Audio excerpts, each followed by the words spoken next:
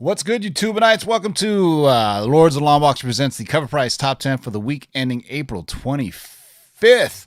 The age-old question, how many Lords does it take to count backwards from 10 today? Boys and girls, that number is only 2. I got my man, Manimal, with me. Say what's up to the good folks, Manimal. What's up, everybody? Looks like it's just the dream team tonight, TiVo and the Manimal. That's right, the old school dream team. While you guys congregate, man, I'm going to play a little music for you guys since it's, Tuesday, 6 o'clock. You guys are late arriving. So just to get you a little something hyped into the mood.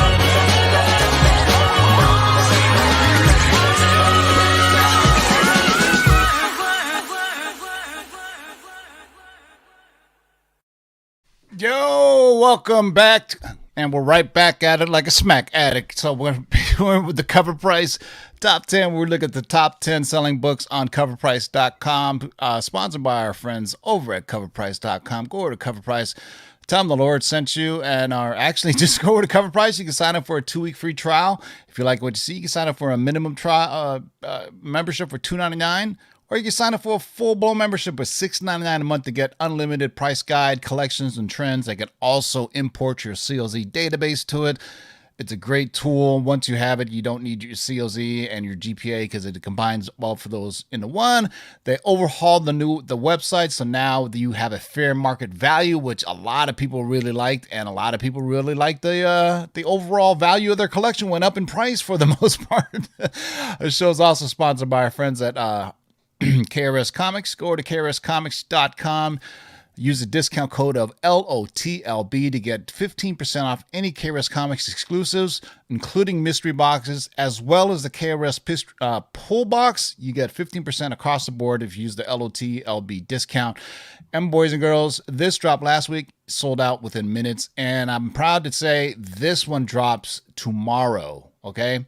I'm not even showing you the Virgin, which is going to be super rare. This is Clayton Crane, War of the Bounty Hunters. This drops on KRS Comics website tomorrow at 12 noon, 9 Pacific. As usual, I always tell you, set your alarms, set up a KRS account so you can have it ready to go and then just check out so you don't have any weirdness that happens.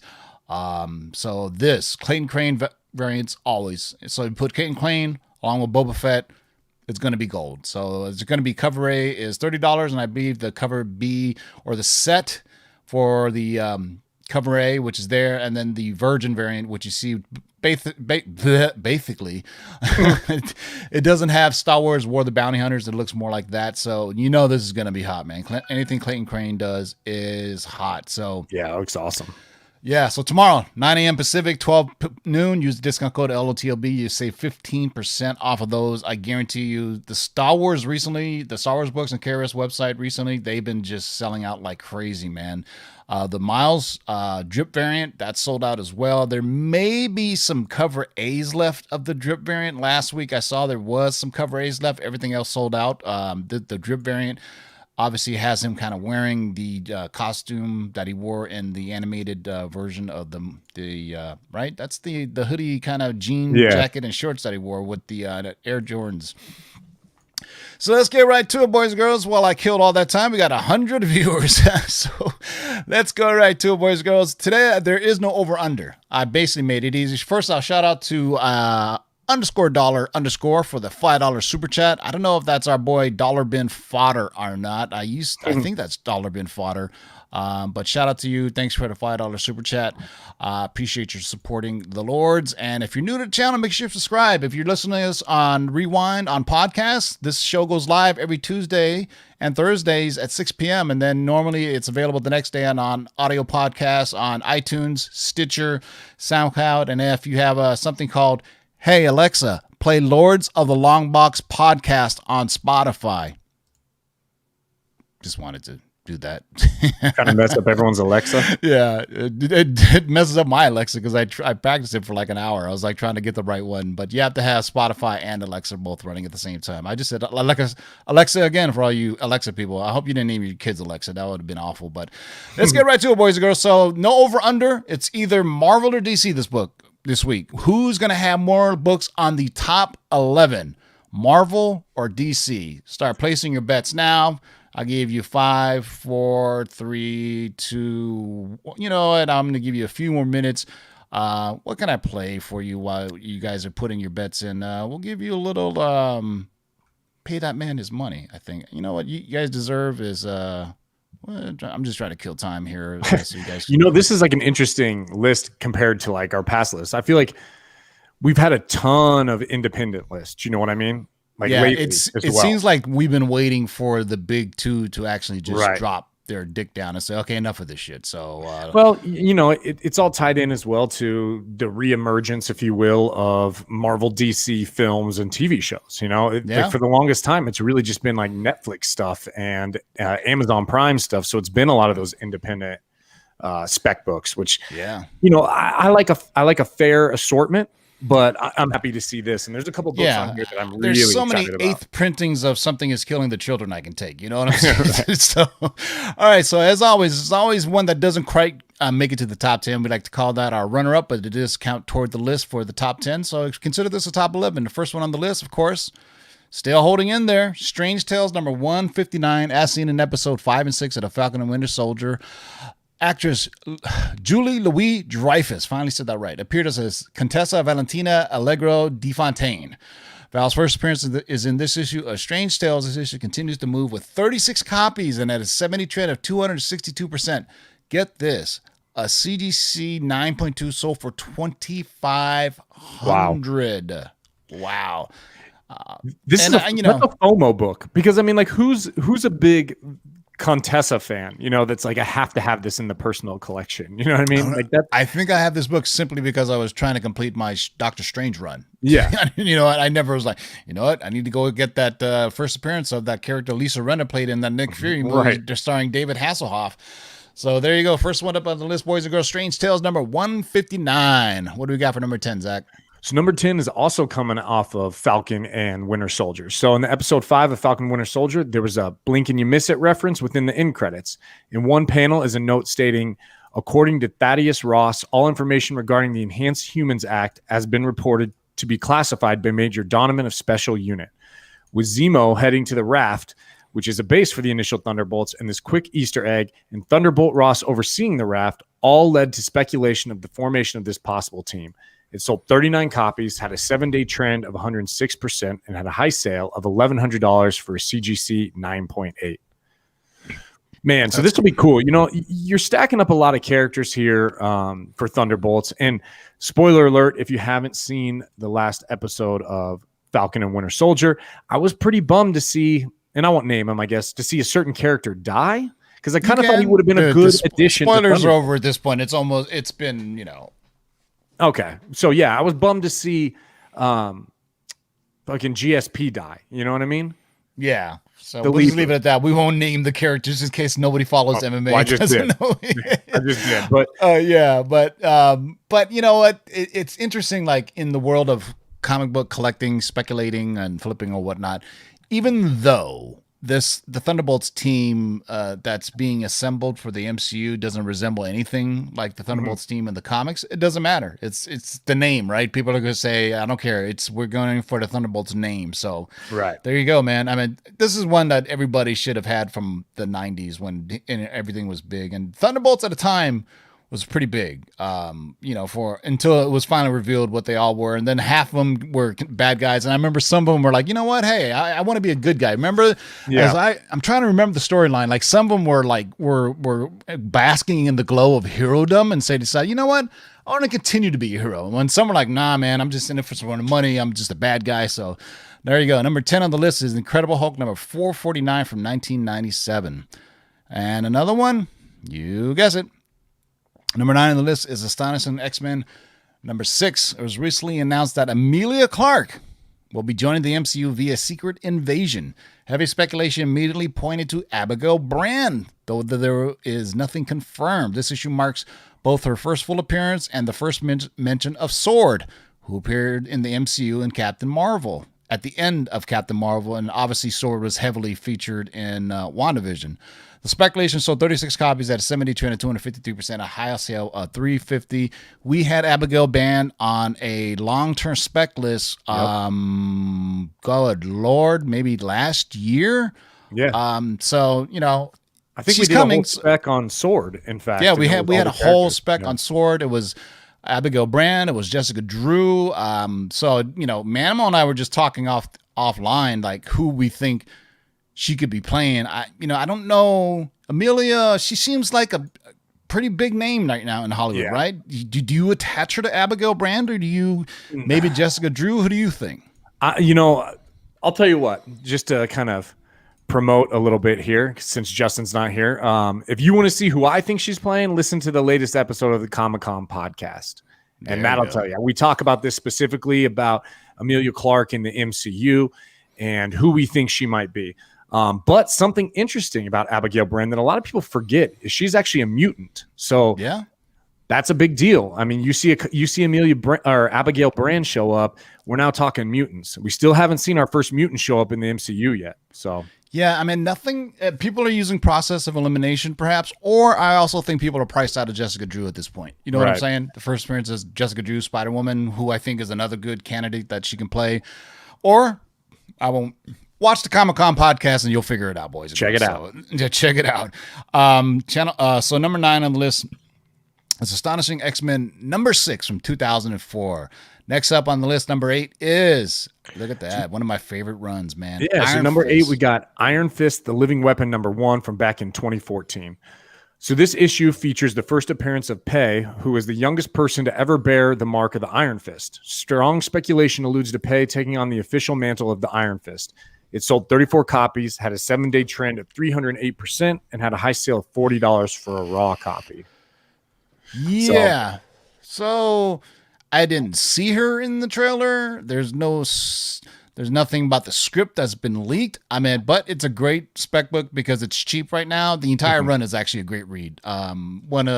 This is one of the more recent tellings of it, but I would say the last few runs of Iron Fist have been fantastic. Like the 8 weapons from all the different cities and everything. They've really done it well. I don't know why they can't just keep it going. Why it's just like it has like a 20-issue run, 25-issue run. Yeah, maybe that's just a thing nowadays.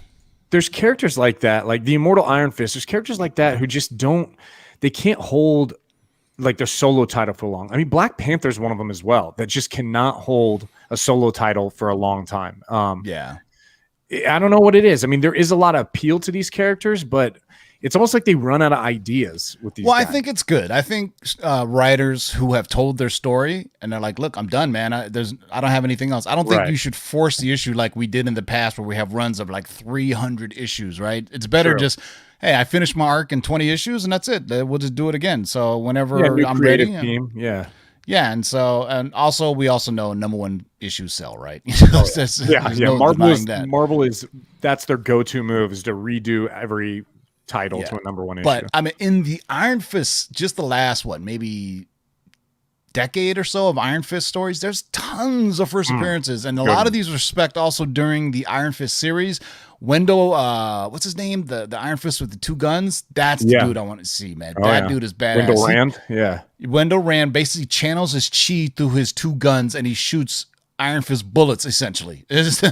But also there's that chick who is, I believe her name is Ao or Ao She or something like that. She is the pirate princess or pirate queen. Yeah, who was the first ever female Iron Fist, because Iron Fist is a mantle like the Sorcerer Supreme, so it's had a long lineage, and we talked about this before. So there's, I think this is just the spec of the week, or spec of the moment, since everybody else is specking all the other Iron Fist characters. But I remember reading this one, and Pei is the young girl who comes into Danny Rand's world, and he plays protector with her. But we shall see, man. I mean, I would think, that with seeing Shang-Chi, people are expecting, because I think what it was is that shot in the Shang-Chi trailer, where you saw, what's his name, Wing Wu, fighting a female with the Iron Fist colors, green and yellow, right? I mean, so that tells you that could be one of the first Iron Fists, but not Pei, because Pei was actually in the modern telling of it. So, literally, this was from 2014. So, who knows? I don't know.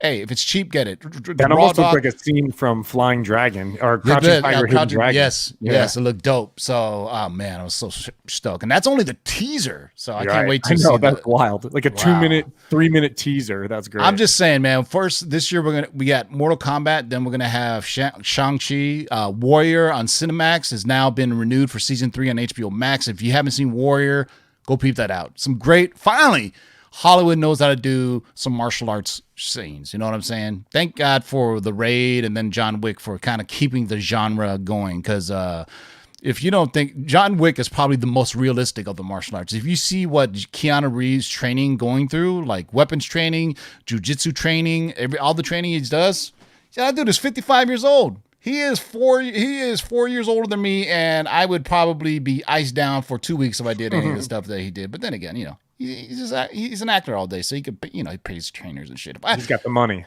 Exactly. If I were to not work and just hire a personal trainer, you know what? I'd still be on the couch, man.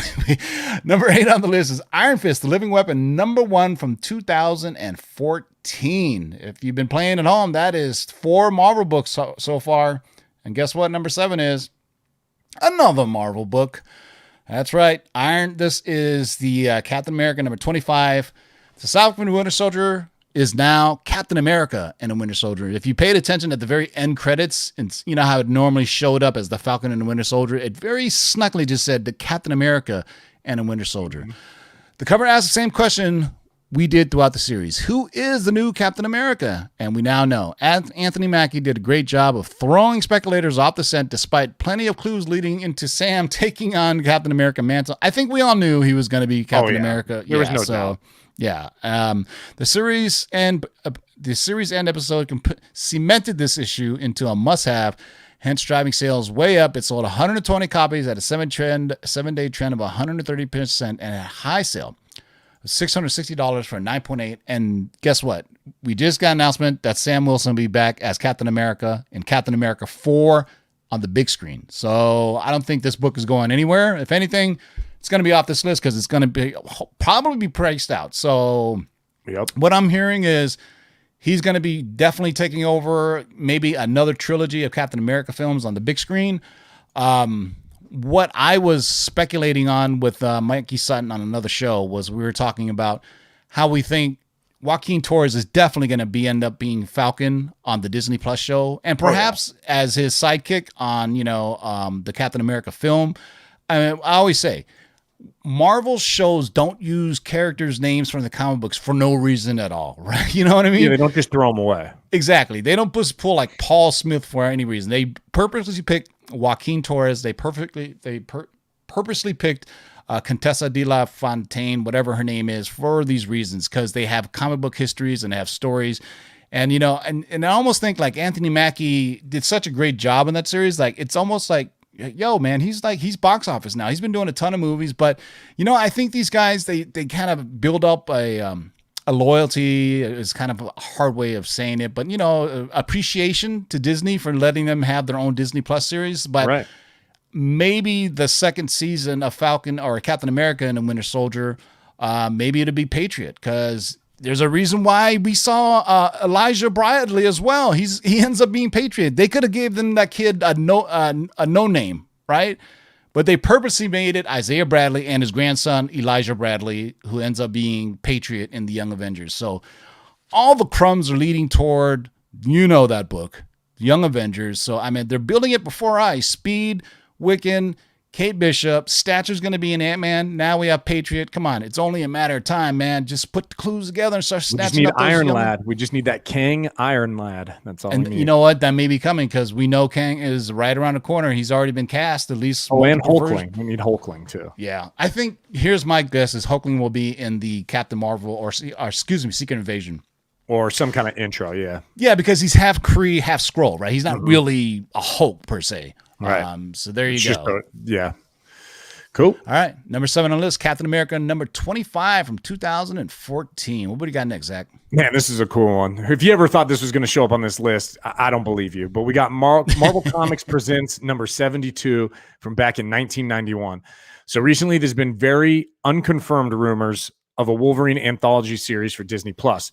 While this news seems very premature, this news sent collectors to this first series that dived into his origin. It sold 89 copies, had a 7-day trend of 200%, and had a high sale of $675 for a CGC 9.8.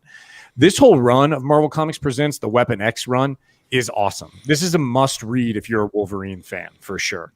Great. When Marvel Comics Presents came out, it came out as this weird anthology series that was like cheaper than a regular comic book. I remember that. That was like the selling point for it was, hey, how come it's like 50% less than the other comic books? And remember, it was always Wolverine, and then they end up using other characters as well, but it was basically Wolverine's anthology series. But I don't know a Wolverine anthology series on Disney Plus. He's too box office, right? Too big, yeah. The actor that portrays him, they want to debut him on the big screen, right? I mean, because if you look at the Disney Plus shows, Loki's already been around, Falcon and Winter Soldier, they've been around, WandaVision, they've been around, and then you look at the next tier of characters coming, Moon Knight, not your A-list, no offense to Moon Knight fans out there, but, you also have Miss Marvel, and who's the other one I'm missing here? Moon Girl, Devil Dinosaur is not, well, it's not on Disney Plus, but they're more like introductory characters or newer characters. It's Kate Bishop, I'm sorry, in the Hawkeye series, right? But Wolverine I don't know. Do you get the same actor that is going to portray him on the big screen in this Wolverine anthology series? It just seems like, I don't know. I could see it happening more as like, it would make more sense if honestly, like, okay, so X-Men come out, they introduce whoever the new Wolverine is, and I hope to God that in this run of MCU X-Men, Wolverine is not the focal point. So then you take that actor and you do an anthology series of him after he's been introduced. That's how I feel like it could work well. But you got to stop focusing on Wolverine as the quintessential storyline X-Men. It's played out, man. Yeah. It's played out. Yeah. We get it. And plus we've had like 1, 2, 3, 4 X-Men or 4 Wolverine movies, right? If you think about it, we kind of, and they pretty much showed his origins, a few times. So it's almost like one of those things what they did with Spider-Man. We don't need to see Ben die again. We don't need to see Peter Parker get bit by a spider again. You know what I mean? So it'd be interesting to see where they go with this. But either way, all it takes is a little news to make things jump. And this one, 9.8 for 675. That really jumped. All right. So number 6 on the list is Marvel Comics Presents number 72 from 1991. So if you've been playing at home, that's 1, 2, 3, 4, 5, 6 Marvel books. What's next? Look at that. A DC book. Mm-hmm. Number 5 on the list is Nightwing. Number 79. This issue features the first appearance of another villain for Nightwing called Heartless. Heartless uses a specialized gun, literally, to extract the hearts. Pretty brutal, right? It sold 72 copies at a 7-day trend of 278% at high sale. $20 for a raw copy. So I always say, DC, when it comes to like first appearances of anybody in the Bat family, it always seems to sell, right? So this book is, I'm going to be honest with you, this isn't much of a first appearance. This is definitely a cameo. I actually just read this issue. And you see the guy in the shadows. Well, I say guy. I guess I don't know who, if it's a guy or a girl. It's a person in the shadows with a gun. No real picture, clear picture of what they look at. So first appearance, I don't know, man. It's kind of a stretch. This looks more like a cameo to me. But so it even could be a character that already exists, right? Correct. We don't know who it is. So it could be, but did they actually name the character as Heartless? No, he says, like, I think he says the word Heartless, but Just remember the last time people spec'd on the wrong thing on Nightwing last year. Remember when they, what was it, like? It was a Punchline related thing remember the Nightwing? It was Joker War, yeah. The Joker War book, yeah, and people were speculating the wrong one. So we shall see if Heartless is truly here to stay, or if it's somebody else. But that's pretty cool, though. The gun that actually takes somebody's heart out. Did I read that right? A gun? Yeah, it's like a almost like a grappling hook thing where it just shoots in. That sounds kind of crazy. It carves like a hole in their chest. You know what it's like? It's like Kano ripping your heart out with like a perfect circle, though. How cool was that, man? I don't care what people say in Mortal Kombat. That was fun. It was fun. The acting was rough, but I loved that movie, man. I would know some of the guy who played spoiler alert, the Scorpion was badass. He's probably the best actor. I mean, he's been around for decades though. Dude, but MCU ruined that guy. When I saw him, I was like, please don't waste this guy on that role. Yeah. Just to be killed by Ronin. That sucked, man. Yeah. Also, for those who don't know, he was in The Last Samurai with Tom Cruise, but he was also in these great ninja films in the 80s with Sonny Chiba. If you know who Sonny Chiba is, that's the original Street Fighter, yo. So go look up Henry Sonata, I think he went by, his now name is Hiroku, but back then he went by the name of Henry, and this was at the height of like Japanese martial arts films, right up there with the Shaw Brothers in like the early 80s, where they just had like crazy, like they went like over the top, gory, bloody things. This is back in the day when you saw like a limb would get chopped off and just blood would just be spewing out like like somebody had a spray, like a guy. It was crazy, man. But number 5 on the list is Nightwing, number 79. What that could be? Look at that. We got a DC run now. What's next? Yeah, this one probably shouldn't be a big surprise for most people out there. We got Batman Fortnite 0 Point number 1, but this is going to be the Donald Mustard variant. So this new Fortnite / Batman crossover was the hottest book of the week last week. We were in our shop as soon as the phone rang, as folks called desperately looking for a copy. However, it's not the book people want. It's the exclusive Harley Quinn Rebirth skin that is only accessible with a code included within these issues. All 6 issues of the series will have an exclusive bonus DC-themed Fortnite digital items. These bonus items will most likely be an emote, harvesting tool, back bling, glider, and spray tag. However, they could feature more skins. And keep in mind that a second print is on the way. Will it also include the same code? Yup. But don't go rushing out and buying either quite yet. Wait until the end of this show. Regardless, it sold 91 copies, had a 7-day trend of 225%, and had a high sale of $40 for a raw sealed copy. So it's not the book. It's what's inside for Fortnite players. So some kind of an exclusive, add-on in your game. Pretty much. So I don't know. Is this comic book spec at this point? No, not at all. This falls into the same category I would put as that X-Force book that people were getting just for the collector card. Right. Exactly. Right. Because but even less so, because it's not even a collectible at this point. That's just an in-game, item. It's not really a collectible. At least the cards you can present as a collectible. Yeah. I mean, it is kind of brilliant, the marketing aspect of it, because I mean, I don't play Fortnite, but even I know how big it is. It is a worldwide phenomenon, obviously. I mean, if you look at people streaming Fortnite, it is people just for 8 hours at a time playing Fortnite, and it's just kind of crazy. I mean, it's kind of brilliant marketing to sell some books, though. I mean, but I guess for those who have actually used the code, I mean, what keeps you from just opening up the comic? Is it a scratch off or something, or what can't you just open up the comic and get the code? I mean, is there something? Yeah, aren't those codes peelable? I thought. Okay, yeah, because I didn't know. I didn't buy it and use the thing, but apparently virtual collectibles are still collectibles. Yeah, NFTs. Well, this is an NFT, fungible, whatever the fuck. I'm telling you, 2021 has added words to my vocabulary that I don't even understand, but I read them and I'm like, what? I never knew what a fungible was. Now I kind of know what it is. I still don't understand it and its collectability, but I know it's selling for big dollars, and now people are selling art, and there's a stamp that says you are the owner of a meme or a GIF or something. I'm telling you, it's only a matter of time before comic books become a trading commodity where there's like a stock market of comic books. It's just. But if I run into you on the street and you're like, hey, I got that Harley Quinn Rebirth skin. You want to see it? And I got to come to your house and you got to power up your Xbox and turn on Fortnite to show me. That shit ain't a collectible.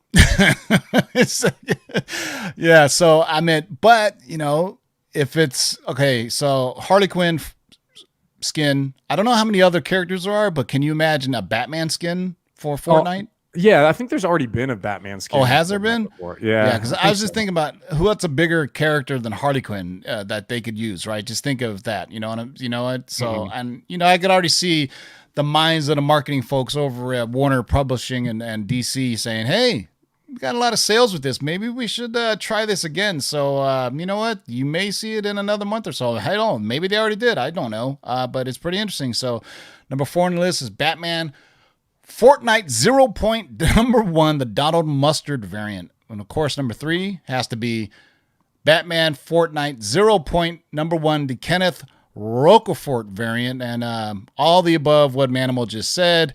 And for those who haven't been paying attention, yes, Fortnite is still a thing. And yes, all the covers contain the same code. This one sold 147 copies, had a 7-day trend of 246%, at a high sale of $50 for a raw copy. So really, the variant doesn't matter.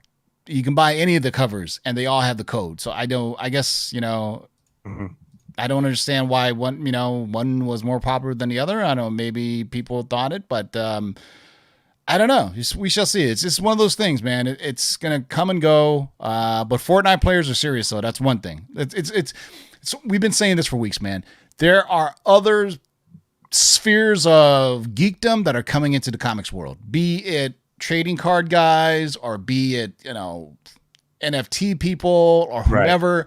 They're seeing what the next collectible they can do to flip. And so I don't think there's going to be a bubble, but I think eventually there will be a correction. And these kind of weekly books that you see out there, they show up maybe once, maybe twice for the next couple weeks, and then they disappear. So just, like the top 10 that we did earlier, those Captain America books, they started, the last couple of weeks, they were number 1, then number 2, so that you can see how the gradual progression of they were, selling, and eventually they all sell out, right? And there's not that many copies selling anymore, and it no longer appears on this list because there's so many for sale anymore that people are willing to pay a price for. So number 3 in the list is Batman Fortnite 0 Point number 1, the Kenneth Roquefort variant. What do we got for number 2?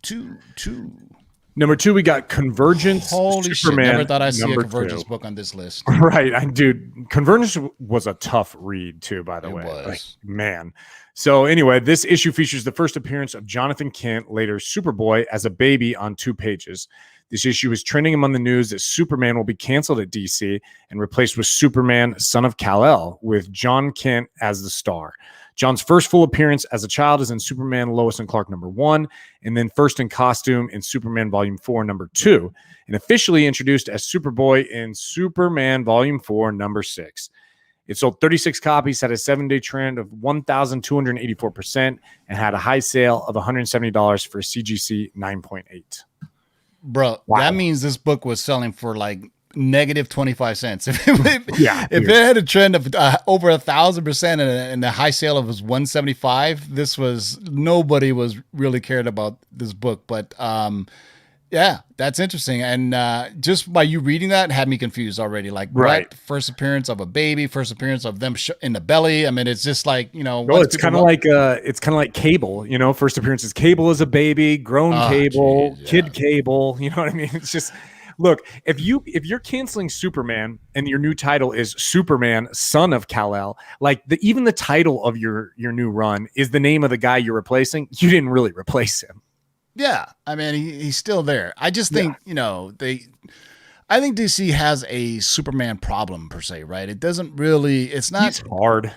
Yeah, he's too powerful, and Superman books just don't sell like Batman books. Anything Batman always in the top 10, right? If you look at our friends at Comic Con and they do their monthly sales, and you always see like a Batman book is always in like the top 10, and number one issues are always in the top 10, and the first of event issues are always in the top 10. But there you go. I will say. Brian Michael Bendis' run, that Man of Steel 6-issue was good, and then the Superman ongoing that he wrote was good. I wasn't so much of a fan of the Action Comics run he was doing, but his Superman run was actually pretty good. And, it did have a lot to do, honestly, with Superboy. The Jonathan King character has changed the game a little bit for Superman. So... yeah, my favorite Superman stories have always been like Elseworld stories, like Speeding Bullets, one of my favorite stories about Superman / Batman, and of course the what's the name of the Russian Superman one? The Red Sun. Yeah, the Red Sun was a great read as well. I mean, they kind of truncated it for the animated film, but if you ever read the Red Sun, it's also a fantastic read. That's why I'm like, Elseworlds versions of Superman stories to me seem more accessible. I think at some point they have to, and DC fans are probably going to destroy me for this, but they have to depower him a bit. He's a little bit too powerful. You know what I mean? I mean, who can you have as your arch nemesis? You have to, besides Darkseid, right. And Lex Luthor, he kills him, gets him with his brain, right? I mean, he just outsmarts him, after a while. But I think that's why Batman sells so well, because Batman has a lot more vulnerabilities, right? Although his mind is very strong. He's a great detective, but he's still just he's a better supporting cast also. Exactly, yeah. So there's so much you can do. I mean, the fact that Warner Brothers can't make a Superman franchise of movies just baffles my mind. Like, we're getting a second Aquaman movie, we're getting a fucking Hourman movie, but we can't get another Superman movie. That's just. But there's iterations of them all over the CW, right? So there's what is that? What is it called? Smallville? No, the new one. Superman and Lois and Clark, or Yeah, Superman and Lois. You notice nobody specs on the CW stuff, though, right? Not people really, learned their lesson with the Flash stuff. I mean, when what was the name of that shark that was in Suicide King Squad? Shark. When King Shark appeared he was on the CW Flash. Remember that? Yeah. Nobody cared. Boom, he shows up on Suicide Squad. People lose their freaking minds, and that book was all over the top 10 list. But it's just be careful on the spec on the on CW stuff. Maybe, hopefully, HBO Max will change that, because now they have their version of Disney Plus. Because we've seen the Disney Plus stuff affect the market, and I had talked about this like last year before Disney Plus even launched. I said I thought that Disney Plus would change the way we spec TV series, because up to that point, even Marvel, DC and Marvel TV shows really didn't affect the comic book market at all. Or maybe it's a combination of streaming services, better quality, higher budgets, as well as the new, I guess, the pandemic era collector since 2020, where things just get overly priced. So, but I think it's hard to. I know it's typically you say Disney Plus and you say TV shows, but those aren't really TV shows. Exactly. Yeah, and neither is like the Netflix stuff, but. Like CW and the ABC, those are definitely TV stuff. Shows. Yeah, those are TV shows. Yeah, because the last episode of Falcon Winter Soldier, that looked like it cost a lot of money. Just the scenes with like Captain America flying around and the helicopter. That was like, wow, they spent a lot of money on this. And then you compare it to like Agents of S.H.I.E.L.D., like, God damn, what the fuck? I went from night and day, man. Like the only good season that you get to tell Agents of S.H.I.E.L.D. spent a lot of money was the season of Ghost Rider. And they used up so much of the budget they had to get rid of the character. It was like it cost too much for them to do the character. So number 2 on the list, Convergence, Superman number 2 from 2015. That leaves us to our number 1 spot, boys and girls, and that is, you guessed it, another Fortnite book, Batman Fortnite 0 Point number 1, cover A. And finally, with a huge 389 copies sold and a 7-day trend of 220%, had a high sale $52 for a raw copy. Keep in mind, all the covers have dropped in price to about $20 since then. And then, as teased, for all you Fortnite players out there, all you Fortnite players out there that are looking for a code, they're also available to be paid subscribers to DC Infinite, DC's monthly comic book subscription, for about $7.99 a month or $75 a year. So you can actually go onto DC Infinite and get that code if you missed out on the comic book. So I guess that kind of makes... I'm not going to make any... I'm not going to cast any aspersions for the people who paid so much to heaven when you could have paid the DC Infinite. But anyway, note, the code is not available on Comixology, though. If you notice, the code sells for the same price as the comic, with 5 more bonus DC-themed Fortnite digital items coming. There we go. We just talked about it. Also, there's an extra bonus item that's not widely talked about. If you redeem all 6 codes from issue 1 to 6, you'll unlock an armored Batman Zero outfit. So 5 more items plus a limited bonus skin. The subscription will pay for itself and then some. While the news is a little too late for those who pay $52 for a book, hopefully this helps in the future with all the codes. So basically, if I'm reading that right, this is going to be a 6-issue run. Each issue is going to have a code. And then once you put all those codes together, you're going to get a cool Batman armored skin. Voltron. Right? Or you can sign up for DC Infinite for $7.99 a month and get the same codes. So it's up to you how you want to play that. But so I think for the next 6 months or however, this book may appear on this list a few more times, issue 2, because of that, because the Fortnite players. Or whenever somebody finds out that you can actually just sign up to DC Infinite and get the code that way as well. But I don't think they should have disclosed that part, huh? They should have kept that a secret and make people buy their books from them. So altogether, if you played the Marvel over, you won. We had 6 Marvel books and 5 DC books. First time in a long time that it's just been the big 2, man. That's kind of...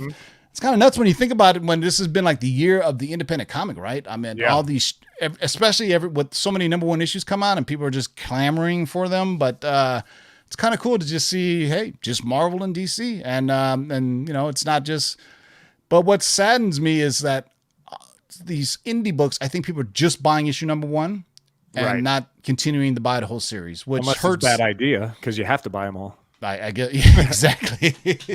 But you know, it kind of sucks for the creator because they have these inflated hopes, you know, that they're like, oh yeah, and then issue 2 comes out, it's under ordered, and you know, it's sitting on the shelf. So you know, so hey man, support your creators. If you're gonna buy issue 1, buy all 2 issues or 3 issues or 10 issues, or in the case of Fortnite, there's gonna be 6 issues. So we shall see. So we'll see how many people really are that hardcore in getting that Batman armored suit for Fortnite. I think it'll happen because I don't play Fortnite, but I know people who play Fortnite. I know kids who play Fortnite, and it's a drug. They are addicted to it. No, I don't cast any aspersions. Everybody's got their own thing. I used to play Quake like that. You know what I'm saying? So that's how old I am. Wow. I used to use a Quake reference. Yeah, man. That and StarCraft. There you go. That was my stilo back in the day, man. Oh, yeah. But thank you guys all for joining us. We'll be back Thursday for the Shakers list. Make sure you check out KRS Comics tomorrow, 9 a.m. Pacific,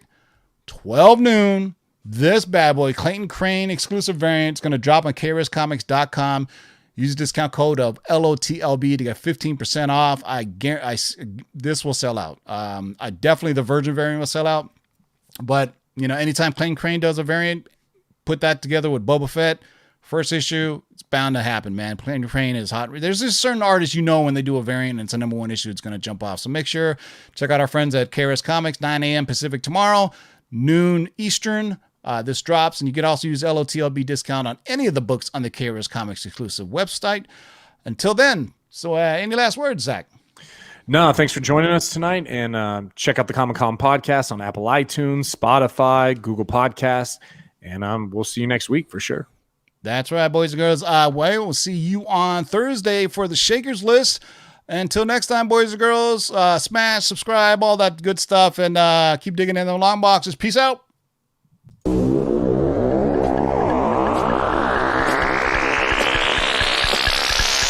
Now let's do Rewind, select and come again. Pull up that from the top to the very last. Jump.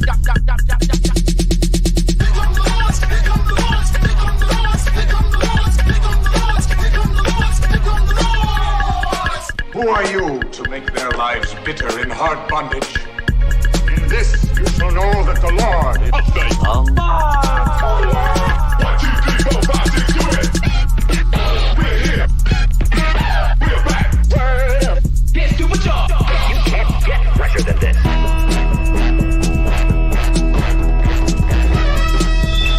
In the great hall of the Justice League, there are assembled the world's 5 greatest heroes.